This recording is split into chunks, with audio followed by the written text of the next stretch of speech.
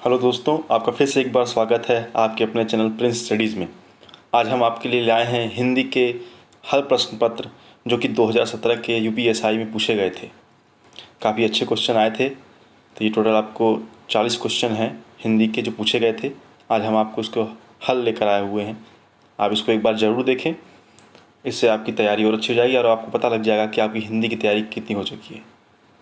जैसा कि हम जानते हैं कि यूपीएसआई का नोटिफिकेशन आने वाला है जो कि सितंबर के मध्य तक आ जाएगा और ये 1 महीने का समय आपको मिलेगा आपके फॉर्म भरने के लिए। उसके बाद जो टेंटेटिव है वो दिसंबर तक आपका एग्ज़ाम हो जाएगा और मार्च तक आपकी ज्वाइनिंग हो जाएगी। तो ये तो रहे थोड़े से यूपीएसआई के नोटिफिकेशन के बारे में। आइए आपको हम एक बार ले चलते हैं फिर से उन 40 क्वेश्चनों के साथ जो कि 2017 के तृतीय पाली में पूछे गए थे। तो पहला क्वेश्चन है,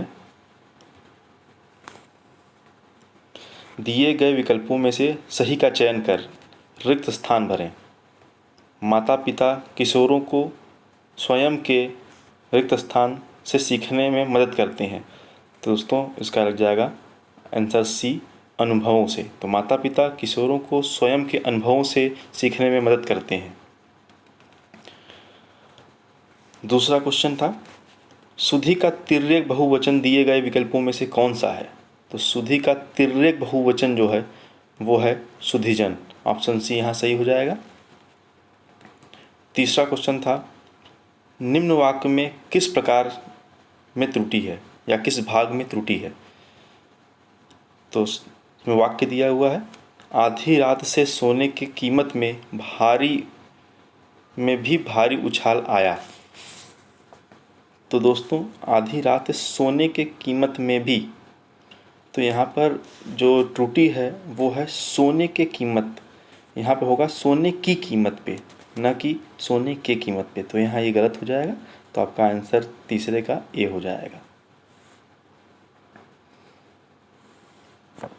चौथा क्वेश्चन है, 25 रुपये दीजिए विशेष पहचाने। इसमें पूछा गया कि कौन सी इसकी विशेषता है, कौन सा ये वाचक है।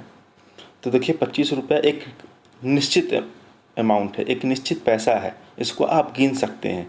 इसलिए इसका आंसर जो है वो हो जाएगा आंसर बी, निश्चित प्रश्नवाचक। पांचवा जो क्वेश्चन आया था वह अरेंजमेंट का आया था, क्रम लगाने के लिए आया हुआ था कि कौन सा क्रम किस क्रम में होगा। तो यहाँ एक कहानी दिया हुआ है राजा जनक का कि महाराजा जनक तो ब्रह्मज्ञानी थे, बी मरने पर उन्हें यमलोक जाना पड़ा, वहाँ उनसे कहा गया नरक चलो। सी महाराज जनक के जीवन में कोई भूल हो गई थी। डी उन्हें क्या स्वर्ग क्या नरक वे प्रसन्नतापूर्वक चले गए। तो दोस्तों इसमें जो इसका ऑप्शन होगा वो होगा ऑप्शन ए। देखिए ऑप्शन ए में पहला सी, तो उसका जो सेंटेंस बनेगा, महाराजा जनक के जीवन में कोई भूल हो गई थी, मरने पर उन्हें यमलोक जाना पड़ा, वहाँ उनसे कहा गया नरक चलो। उन्हें क्या स्वर्ग क्या नरक वे प्रशंसापूर्वक चले गए, महाराजा जनक तो ब्रह्मज्ञानी थे। तो दोस्तों इसका आंसर ए हो जाएगा। ये थोड़ा सा प्रैक्टिस करने पे आ जाता है, तो आप और से भी क्वेश्चन करके प्रैक्टिस करेंगे तो आपको अपने आप आ जाएगा। इसमें ज़्यादा आपको सोचने की ज़रूरत नहीं है। लेकिन हाँ, ये क्वेश्चन महत्वपूर्ण है क्योंकि ये एक आते ही आते हैं और 1 नंबर का जो वेटेज होता है वो होता है 2.5 नंबर का।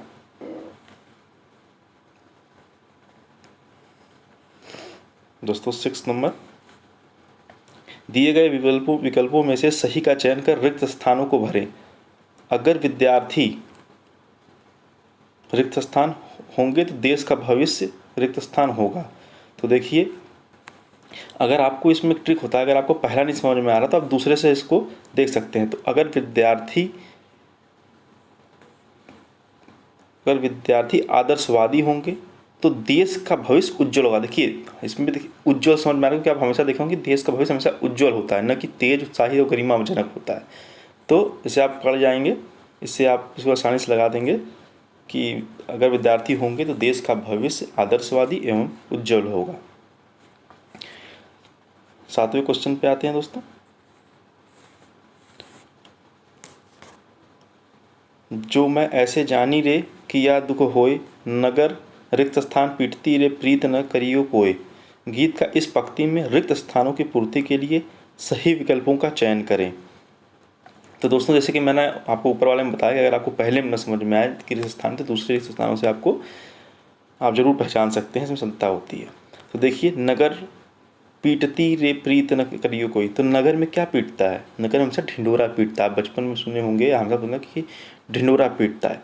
तो इससे आपको पता लग गया कि इसका ऑप्शन जो होगा वो डी होगा कि जो मैं ऐसे जानी रे प्रीत किया दुख होए, नगर ढिंडोरो पीट रे प्रीत न करियो कोई।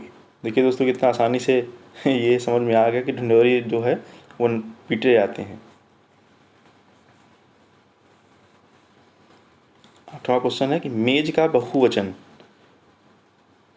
मेज का समान बहुवचन दिए गए विकल्पों में से कौन सा है? ए मेजी, बी मेजे, सी मेंजे, डी मेजे। तो देखिए इसमें इसका आप देखेंगे, इसका जो इसमें वर्तनी पूछा गया है कि वर्तनी इसका नहीं, सॉरी माफ़ करिएगा, मेज का जो बहुवचन पूछा गया है इसमें, तो मेज का जो होता है वो हमेशा मेजे होता है, क्योंकि इसमें जो इसका अगर बहुवचन बनाते हैं तो हमेशा ए बनाते हैं। तो इसलिए जो है अगर आप इसका बहुवचन बनाएंगे तो मेज प्लस ए, तो आपका बराबर हो जाएगा मेजे। ठीक है। 9वां क्वेश्चन है, निम्न वाक्य के किस भाग में त्रुटि है? कथन है, मृत्यु के मुख में जा रहा व्यक्ति सदैव सच को बोलता है। तो इसमें त्रुटि पूछा हुआ कि इसमें त्रुटि क्या है? तो ऑप्शन ए है सदैव सच को बोलता है, सी जा रहा व्यक्ति, और डी मृत्यु के मुख में। देखिए, मृत्यु के मुख में जा रहा व्यक्ति सदैव सच को बोलता है, तो सच बोलता है, न कि सच को बोलता है। कितना ये आसान था। तो इसमें होगा सदैव सच को बोलता है, ये आपका त्रुटि हो जाएगा इसमें। 10 का पूछा है, नाटक स्कंदगुप्त की रचना किसने की? तो नाटक स्कंदगुप्त की रचना किसने की? तो इसमें मालती जोशी, जैनेन्द्र कुमार, जयशंकर प्रसाद और प्रेमचंद। तो इसमें जो इसका आपका ऑप्शन हो जाएगा वो हो जाएगा जयशंकर प्रसाद। तो नाटक स्कंदगुप्त की रचना जयशंकर प्रसाद ने की थी। आते हैं 11वें सवाल के ऊपर। आसमान का रंग नीला है, इसमें विशेष्य पहचाने, मतलब इसकी विशेषता क्या है? तो देखिए, आसमान क्या होता है? नीला होता है। तो जहाँ पर रंग कहीं पूछ ले, ऑप्शन में रंग कि रंग नीला है, तो आसमान का रंग नीला है, तो उसकी नीला रंग एक विशेषता है। तो जहाँ पे लाल, पीला, हरा, नीला इस तरह के आ जाए तो वह उसकी विशेषता होती है। तो यहाँ पे क्या हो जाएगा? आसमान रंग का नल नीला है, ये इसका जो है आंसर हो जाएगा।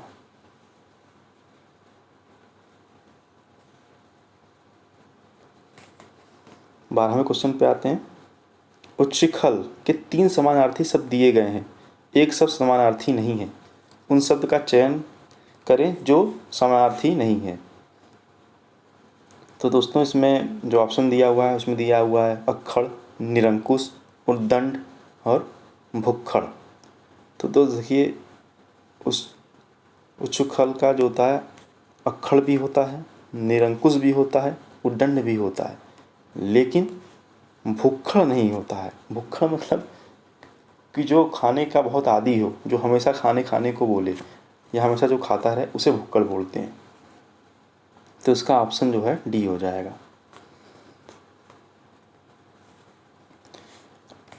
13 क्वेश्चन के नंबर चलते हैं। दोस्तों देखिए, अगर आप हमारे चैनल पर नए हैं तो आप इसको ज़रूर से ज़रूर सब्सक्राइब करें और लाइक करें और शेयर करें, ताकि आपको हमारे जो भी जितने भी वीडियो आएंगे सबसे पहले आपको मिलेंगे, जो कि बहुत ही लाभदायक है आपके तैयारी के लिए। और आप इससे जो है अच्छे अपने अंक प्राप्त कर सकते हैं यूपीएससी में। और मैं आपको ऐसे ही, अभी ये हिंदी का है, ऐसे ही आपको संविधान, मूल विधि और जीके का भी क्वेश्चन लेकर आएंगे, हल प्रश्न पत्रों के साथ, उसके बाद रीजनिंग और उसके बाद मैथ भी लेकर आएंगे, गणित भी लेकर आएंगे आपके लिए। तो इसको ज़रूर से ज़रूर लाइक और सब्सक्राइब कर दें ताकि आपको इसका नोटिफिकेशन सबसे पहले मिल जाए।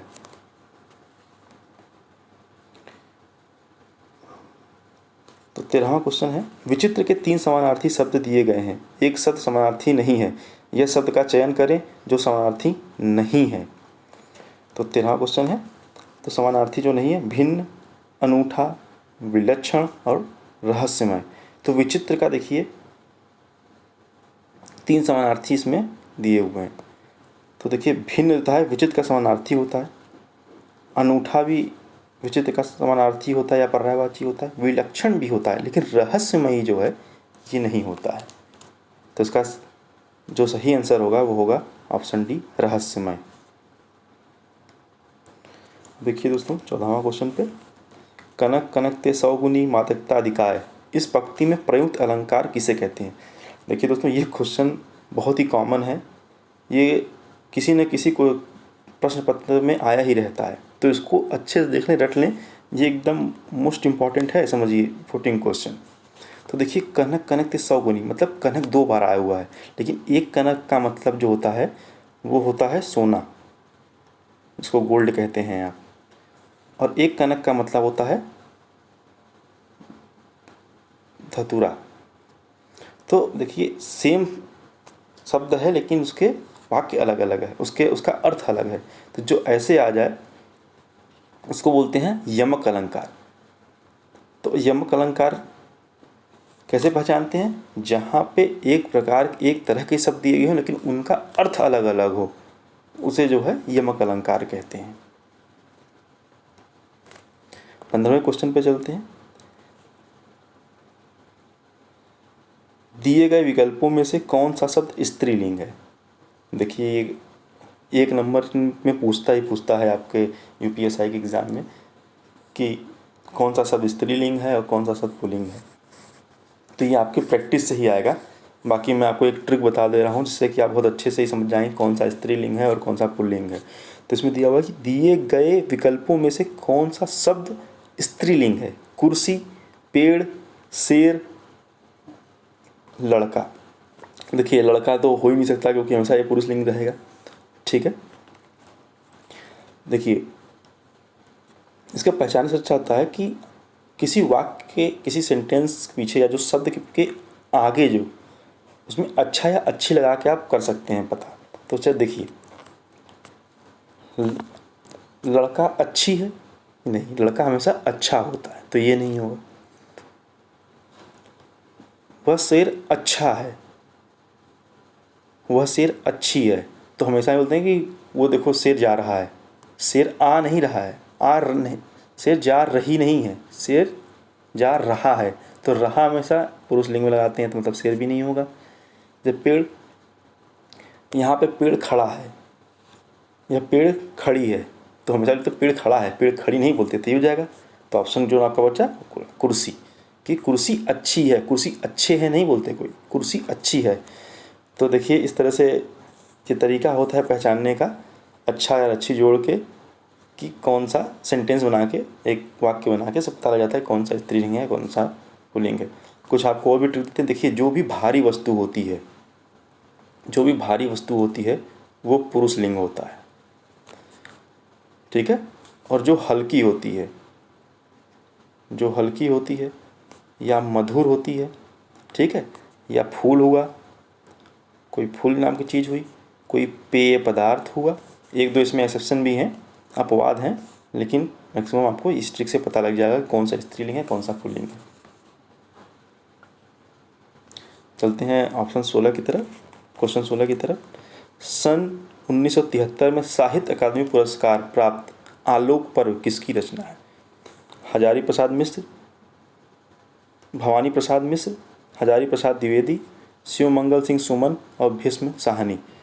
तो दोस्तों जो आलोक पर्व है वो शिवमंगल सिंह सुमन ने लिखा हुआ है, तो ऑप्शन बी हो जाएगा आपका, option B, Shivmangal Singh Suman. 17 number पर चलते हैं, कहानी सही कहावत पहचानिए।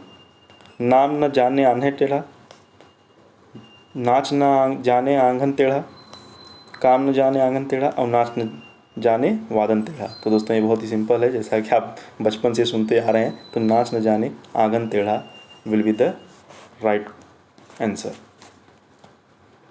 18 क्वेश्चन चलते हैं। कुमार संभवम के रचयिता कौन है? तो कुमार संभवम के रचयिता तुलसीदास, सूरदास, कबीरदास या कालिदास। देखिए इसका एक ट्रिक बताते हैं, अगर आप नहीं पहचान पा रहे हैं तो जो भी आपको नाम अगर संस्कृत में लगे, है ना, संस्कृत में अगर लगे तो वो कालिदास की ही रचना होती है। कुमार संभवम, देखिए ये संस्कृत शब्द लग रहा है तो कालिदास की ही रचना है ये इस तरह से आप पहचान सकते हैं एग्ज़ाम में। 19वें क्वेश्चन की तरफ चलते हैं। रहीमन पानी रखिए बिन पानी सब सून, पानी गए न उबरे मोती मानुष चून। वर्णित लोकोक्ति में प्रयुक्त अलंकार पहचानिए। तो देखिए इसमें ऑप्शन दिया है कि यमक अलंकार, रूपक अलंकार, श्लेष अलंकार, उत्प्रेक्षर अलंकार। तो देखिए यहाँ पे बार बार जो वर्णन है ये पानी पानी का है, ठीक है।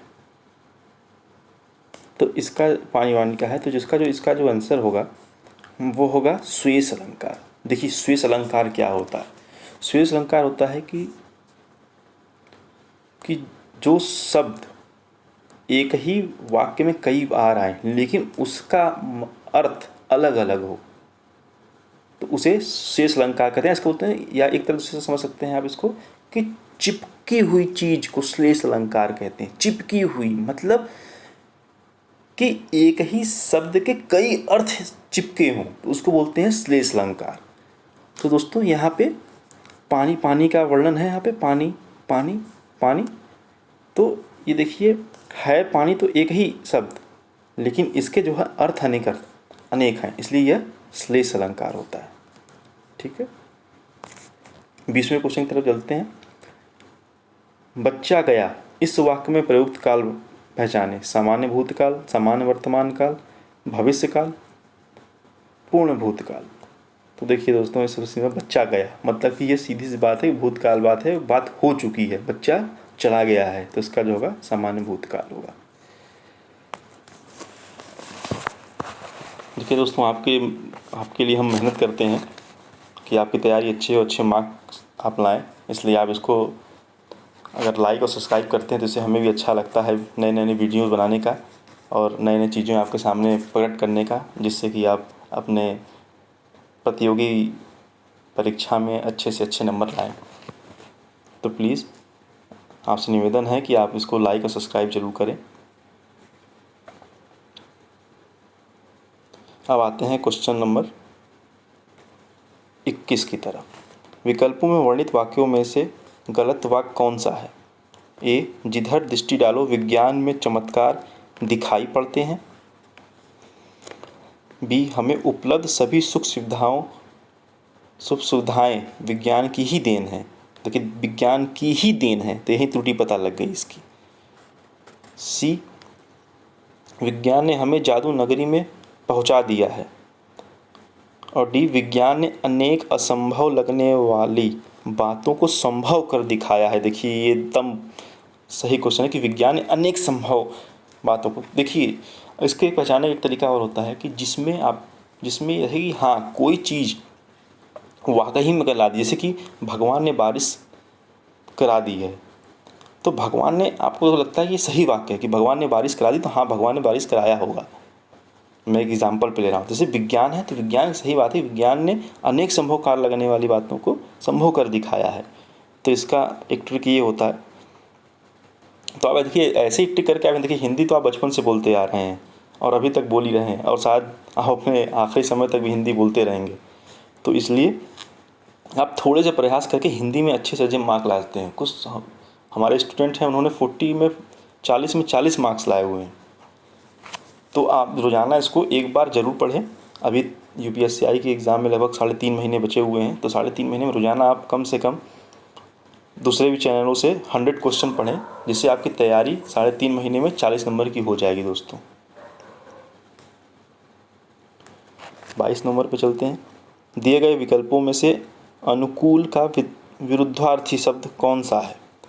ए अन्याय, बी नियमित, सी नकली, डी प्रतिकूल। तो दोस्तों जो इसका जो अनुकूल का विद्यार्थी होगा वो होगा, अनुकूल का होता है मतलब विलोम पूछ रहा है ये, तो अनुकूल का होता है प्रतिकूल।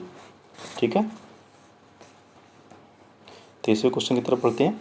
वर का स्त्रीलिंग बताएं। तो देखिए वर का जो होता है बहु नहीं होता, ये गलत वर्तनी है। दुल्हन भी नहीं होता है, ये दूल्हे का होता है दुल्हन।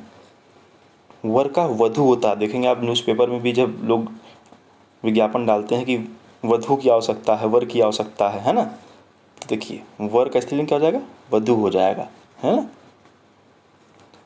24 नंबर पे चलते हैं। राम साधु तुम साधी सुजाना, राम मातु भली मैं पहचाना।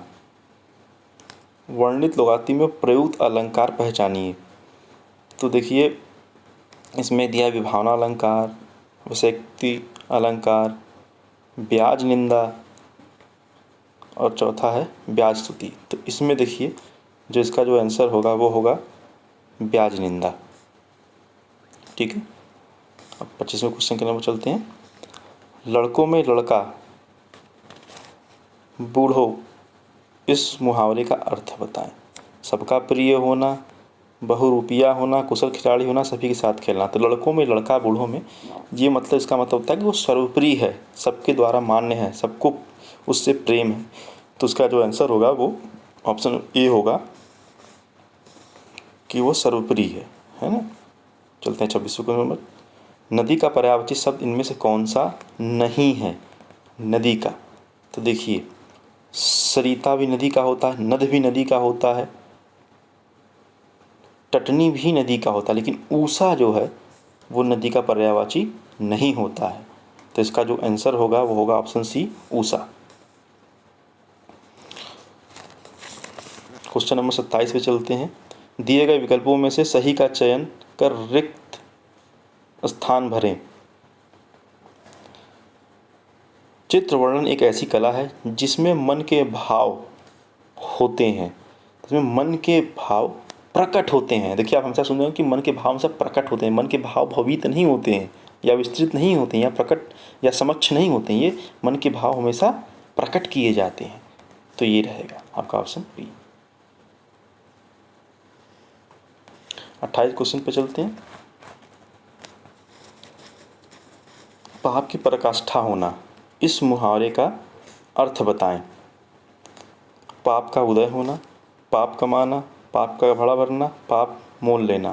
तो दोस्तों उसका जो क्वेश्चन जाएगा, आंसर जो हो जाएगा वो हो जाएगा सी, पाप का घड़ा भरना। पाप का पराकाष्ठा होना मतलब पाप का घड़ा भरना। देखिए दोस्तों इसमें आपको ये पैराग्राफ भी आते हैं और इसमें इस तरह से ये होते हैं कि गद्यांश पढ़े और निम्नलिखित उत्तरों को देखिए। तो इसमें इस तरह से आपको जो है दोस्तों जो है 3 क्वेश्चन बनते हैं जो कि बहुत ही महत्वपूर्ण होते हैं। तो यहाँ पे दिया हुआ है, ये दिया हुआ है दोस्तों, तो मैं इसका आंसर बता दे रहा हूँ, आप बाकी आगे पढ़ के आप इसको जो है अपने से लगा लीजिएगा।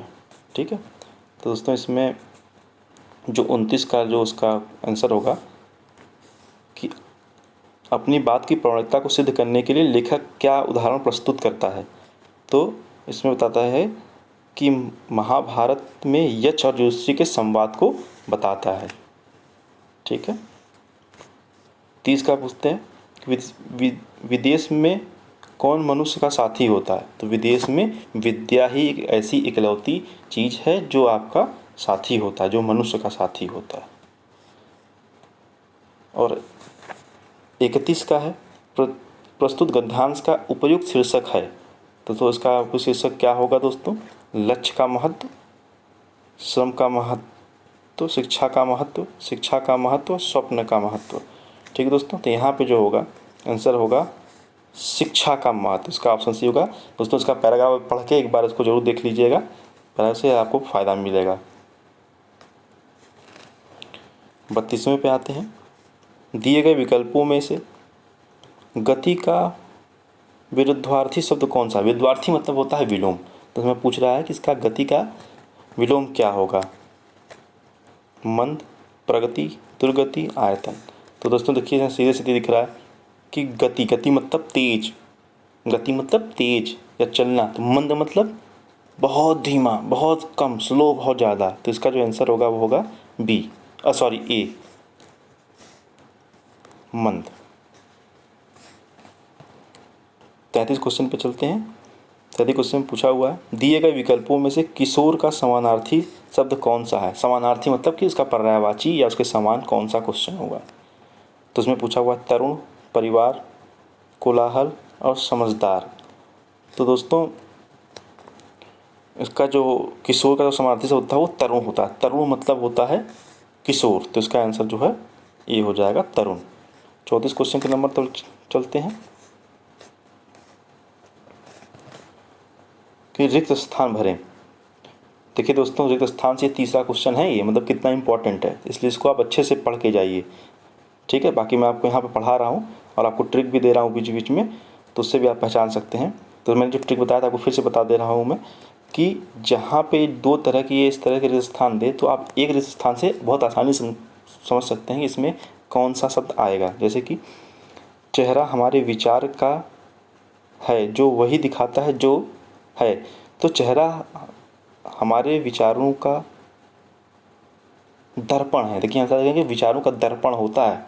ठीक है, तो यहीं से पता लग जा रहा है कि यही आंसर होगा। दर्पण होता है वो दिखाता है जो सच है। तो चेहरा हमारे विचारों का दर्पण है जो वही दिखाता है जो सच है। तो दोस्तों देखिए इसमें हम सही और इसका रिक्त स्थान भरने का सही तरीका यही है कि आप अगर एक से नहीं समझ दूसरे समझ जाएंगे, अगर दूसरे से समझदार तो पहले से समझ जाएंगे।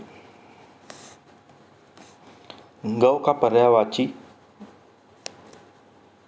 या बहुवचन दिए गए, माफ़ करिएगा, गौ का समान बहुवचन दिए गए विकल्पों में से कौन सा है। तो ऑप्शन दिया हुआ है गाय, गौ गौ, गायें, गाये। तो देखिए इसका आंसर दोस्तों हो जाएगा गाय। देखिए जब भी कोई इस तरह की शब्द आए तो अगर उसका बहुवचन बनाना हो, है ना, तो हमेशा उसका बहुवचन ए से ही बनता है, हमेशा। तो उसमें ध्यान रखिए इस तरह के अगर शब्द आ जाए जैसे गाय हुआ, ठीक है, तो इसमें जो होता है इसमें हमेशा बहुवचन जो है इसी तरीके से ही बनेगा। ठीक है, ए तो गायें, ठीक है, खाएं, पिएं, तो इस सब से जो है आपका सब बनता है। 36 नंबर पर चलते हैं। सन 1974 में साहित्य अकादमी पुरस्कार प्राप्त शिव मंगल सिंह सुमन की रचना मिट्टी की बारात किस विधा की कृति है। नाटक की, उपन्यास की, कथा की या काव्य की। तो उसमें इसका जो आंसर होगा वो होगा डी, काव्य की। 37 पे चलते हैं। चंगा तो कठौती में। तो देखिए वो जानते हैं बचपन से इसको सुनते आ रहे हैं कि जो बचपन से सुनते आ रहे हैं कि मन चंगा तो कठौती में गंगा। तो सीधी सी बात है दोस्तों, ऑप्शन बी होगा कि मन चंगा तो कठौती में गंगा।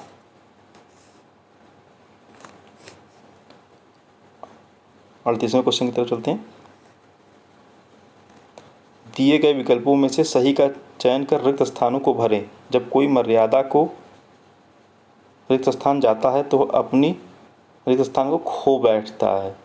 तो दोस्तों क्या होता है, जब कोई अपनी मर्यादा को लांघ जाता है तो अपनी गरिमा खो बैठता है। ये इसका आंसर रहेगा ए। 39वें क्वेश्चन पे चलते हैं। ये आखिरी दूसरा क्वेश्चन है। विकल्पों में वर्णित वाक्यों में से सही वाक्य का चयन करें। पहला, खेल कूद को शिक्षा के अनिवार्य मान महत्व दिया जाता है। बी, शरीर को स्वस्थ रखने का एक ही साधन खेल भी है। सी, क्रिकेट, टेनिस या कोई भी खेल को खेलने से हमारा शरीर तो चुस्त और दुरुस्त बन जाता है। ये सुनने से गलत लग रहा है। और समाज में खिलाड़ियों को आदर प्रदान किया जाता है। तो दोस्तों जो इसका जो आंसर होगा वो बी होगा कि शरीर को स्वस्थ रखने का एकमात्र साधन खेल भी है। ठीक है दोस्तों, और आखिरी क्वेश्चन, आज के आखिरी क्वेश्चन पर चलते हैं कि विनय पत्रिका किस कवि की रचना। तो ये क्वेश्चन बहुत ही बार पूछ चुका है, हज़ारों बार पूछ चुका है एसएससी के एग्ज़ाम में, राजस्थान के एग्ज़ाम में, एमपी पुलिस के एग्ज़ाम में, और दिल्ली कांस्टेबल के भी एग्ज़ाम में कई बार पूछता है कि विनय पत्रिका, तो उसको हमेशा एकदम रट लें इसको कि जो पत्रिका है ये तुलसीदास जी द्वारा रचित है। ठीक है दोस्तों। तो दोस्तों ये रहे टोटल आपके 40 क्वेश्चन जो आपको 2017 की तृतीय पाली में पूछे गए थे।